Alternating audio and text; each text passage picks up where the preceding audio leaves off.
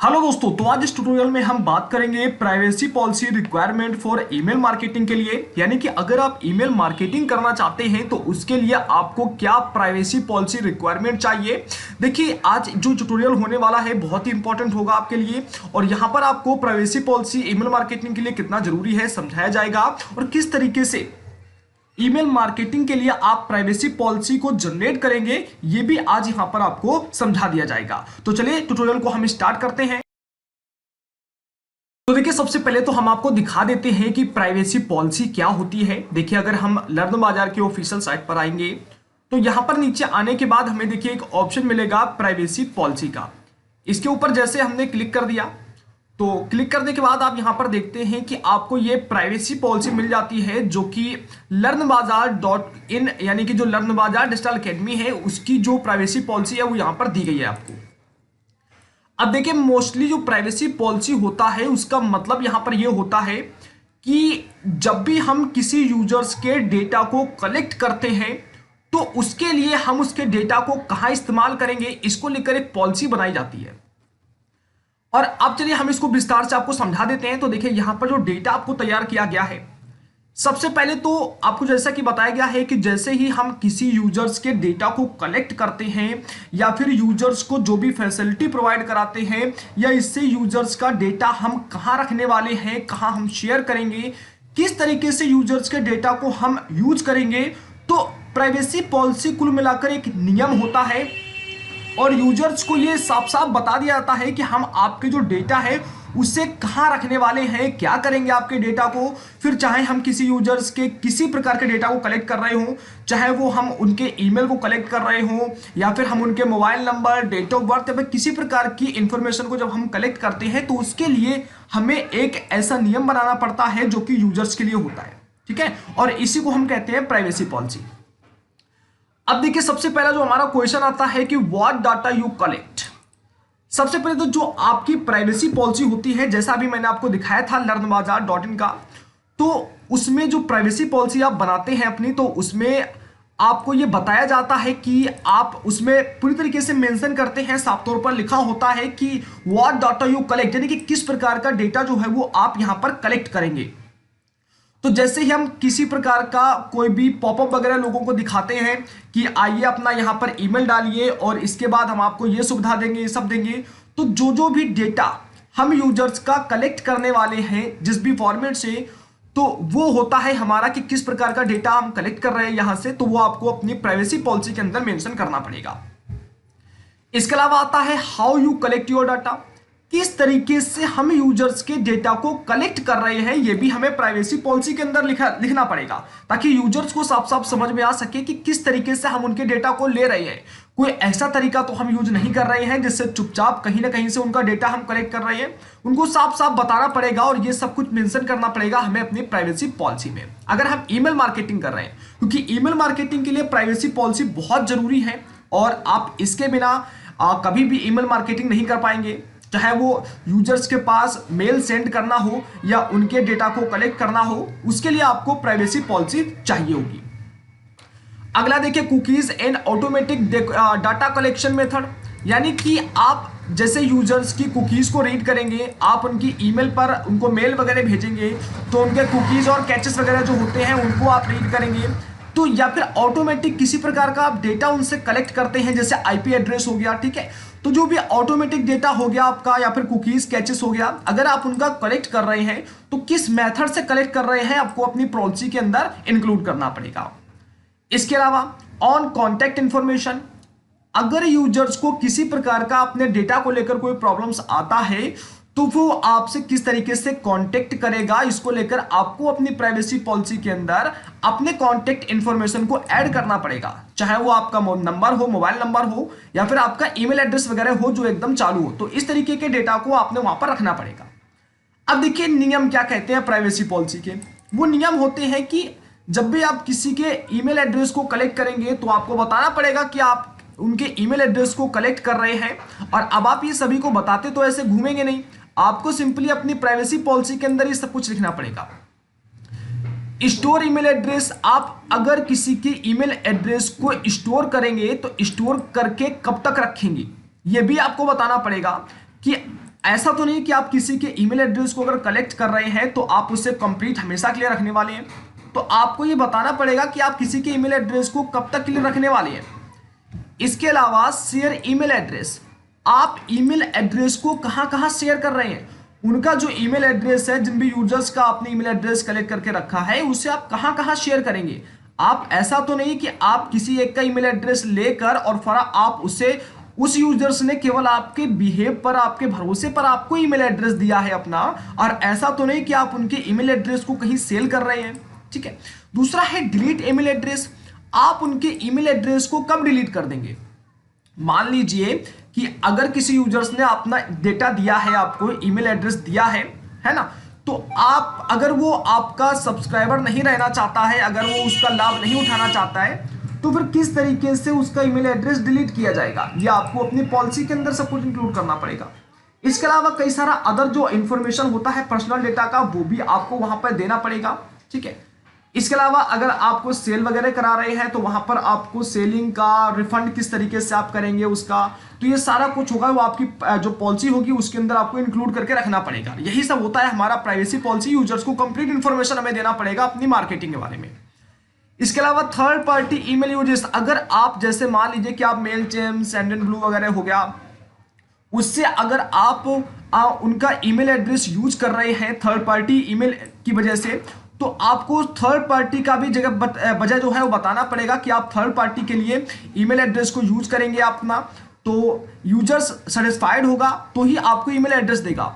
इसके अलावा what do you with data after अनसब्सक्राइबिंग, अगर किसी ने आपके, जैसे आपने देखा होगा कि बहुत सारे लोग आपको मेल वगैरह भेजते हैं, और मेल भेजने के बाद जो मेल होता है तो उस मेल के नीचे आपको अनसब्सक्राइब का एक ऑप्शन भी मिल जाता है। अगर आप उसे अनसब्सक्राइब पर क्लिक कर देंगे तो ऐसे में मेरे दोस्त होगा क्या कि आपके पास उस मेल फॉर्मेट से कोई भी मेल नहीं प्राप्त होगा। तो ऐसे में अगर आप किसी के मेल को अनसब्सक्राइब कर देते हैं तो डेफिनेटली सीधी सी बात है कि वहां से फिर कोई आपके पास मेल नहीं आना चाहिए। तो उसके बाद आपके डेटा को किया क्या जाएगा, क्या आपके डेटा को फिर रखा जाएगा या फिर किसी अदर तरीके से आपके पास मेल भेजा जाएगा। तो उसके लिए आपको बताना पड़ेगा अपनी पॉलिसी के अंदर कि अगर कोई आपके मेल को नहीं रखना चाहता है, नहीं आपके मेल्स को प्राप्त करना चाहता है, तो उस कंडीशंस में आप उसके डेटा के साथ में क्या करेंगे। आपको वहां पर जीडीपीआर को मेंशन करना पड़ेगा, यानी कि जनरल डेटा प्रोटेक्शन रेगुलेशन को मेथड वहां पर लगाना पड़ेगा। यूएस कैन स्पैम को भी आपको लगाना पड़ेगा। कनाडा CASL को भी आपको वहां पर इंक्लूड करना पड़ेगा अगर आप यहां पर बिजनेस कर रहे हैं। ठीक है ना। तो इस तरीके का जो होता है ये सब कुछ आपको अपनी प्राइवेसी पॉलिसी के अंदर इंक्लूड करना पड़ेगा। अब देखिए, आप किसी को मेल वगैरह भेजते हैं तो उसके लिए भी एक पॉलिसी है कि अगर आप किसी को मेल वगैरह सेंड कर रहे हैं तो आप एक दिन में उसे कितने मेल्स भेज सकते हैं। ऐसा तो नहीं कि वो आपके खिलाफ कंप्लेन कर देगा। ठीक है। तो ऐसे कई सारी चीजें होती हैं जो अगर आप अपनी पॉलिसी के अंदर लिख लेते हैं और फिर अगर कोई आपके ऊपर कंप्लेन भी करता है, किसी प्रकार का क्लेम भी करता है, तो फिर आपके ऊपर परेशानी नहीं होगी, क्योंकि आपने तुरंत अपनी पॉलिसी दिखा देंगे कि देखिए हमने अपनी पॉलिसी में पहले से सब कुछ इंक्लूड करके रखा है कि यूजर्स के डेटा को हम इस तरीके से यूज करेंगे, ये चीज प्राप्त करेंगे और ऐसे ऐसे वर्क करेंगे। तो फिर ये आपके लिए काफी सुरक्षित होता है यहाँ पर। ठीक है। तो इसलिए प्राइवेसी पॉलिसी जनरेट करना अपनी ईमेल मार्केटिंग के लिए काफी ज्यादा जरूरी होता है। इसके अलावा आप बात करते हैं कि किस तरीके से आप अपनी ईमेल मार्केटिंग के लिए प्राइवेसी पॉलिसी को जनरेट करेंगे। तो देखिए, ईमेल मार्केटिंग के लिए प्राइवेसी पॉलिसी जनरेट करने के लिए आपके पास एक वेबसाइट का होना जरूरी है।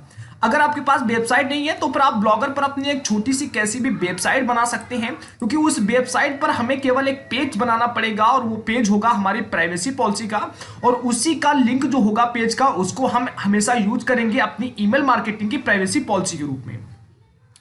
अब देखिए, उसके लिए हम क्या करेंगे कि सबसे पहले तो हम अपना जो प्राइवेसी पॉलिसी है उसे बना लेते हैं। देखिए, उसके लिए आपको कहीं लिखना नहीं पड़ेगा, बहुत सारी आपको ऐसी वेबसाइट्स मिल जाती हैं जहां से एकदम फ्री में बस 1 मिनट का आपको समय लगेगा और आप आसानी से जो अपना प्राइवेसी पॉलिसी है वो जनरेट कर पाएंगे।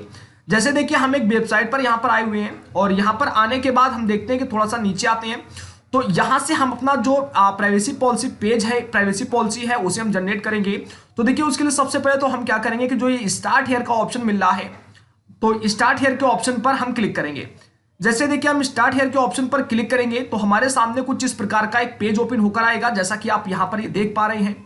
तो यहाँ पर आपसे पूछा जाएगा कि आप जो प्राइवेसी पॉलिसी है उसे किसके लिए यूज करना चाहते हैं। आपकी वेबसाइट के लिए यूज करना चाहते हैं या फिर आप एप्लीकेशन के लिए यूज करना चाहते हैं। तो हम सिंपली क्या करेंगे कि जो ये वेबसाइट का सेक्शन मिल रहा है इसके ऊपर क्लिक करेंगे। जैसे इसके ऊपर क्लिक करेंगे उसके बाद यहाँ नेक्स्ट स्टेप आ रहा है, इसके ऊपर हम क्लिक कर देंगे। जैसे हम इसके ऊपर क्लिक करेंगे तो हमारे सामने अगला पेज कुछ इस तरीके का यहाँ पर ओपन होकर आ जाएगा, जैसा कि आप ये पेज देख पा रहे हैं। जब ऐसा पेज हमारा ओपन होकर आएगा तो हमें करना क्या है कि सबसे पहले जो भी हमने अपना वेबसाइट या ब्लॉग अगर हमारे पास बना हुआ रखा है तो उसका जो लिंक होगा उसे हम यहाँ पर कॉपी करके पेस्ट कर देंगे, यानी कि फिल कर देंगे।